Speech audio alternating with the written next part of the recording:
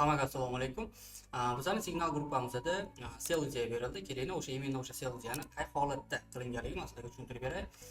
E'tibor beradigan bo'lsak, sell ideyamiz tochkalarimiz bizda 28 bilan 32 oralig'idan sell tochka berildi. Endi bu narsaning asosiy sabablari nima bo'ldi? Men eslaringizda bo'lsa, juda ham ko'p aytganman sizlarga, grafikka imkon qadar soddaroq e'tibor berish kerak. Oddiy grafik qilamiz. Bir dona. Shuna trendini tortdik. To'g'rimi? Trendini tortdik. Va grafikni bo'lsangiz narxlar ko'p urilib qolgan joyda o'zini belgilab oldikda narx shu yerga to'g'ri kelib berdi va именно shu joyda o'zidan bozorda точка входа qidirib turib savdoga kirish berildi va berilgan joyda ham esa qayerda bo'lgan? Bizda berilgan joyda mana shu yerda narx kelgan. Bizda birinchi kelgan joyda 28 ga keldi. Tushdi. Tashi 22 ga 60 punkt bo'ldi. Birinchi profitda bo'ldik. Yana bir marta chiqib berdi. 28 ga 30 gacha chiqdi.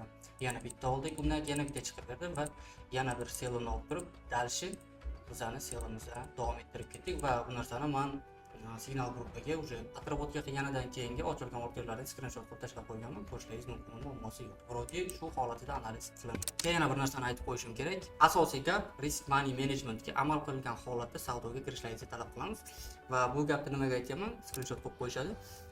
Объем katta kirib qo'yilyapti. Bunaqa narsa bo'lmasligi kerak. Analizimiz shu bo'lgan. Bu kontentimizning birinchi qismi edi. Bundan keyin yanada kачествосini ko'tarib olishga harakat qilamiz.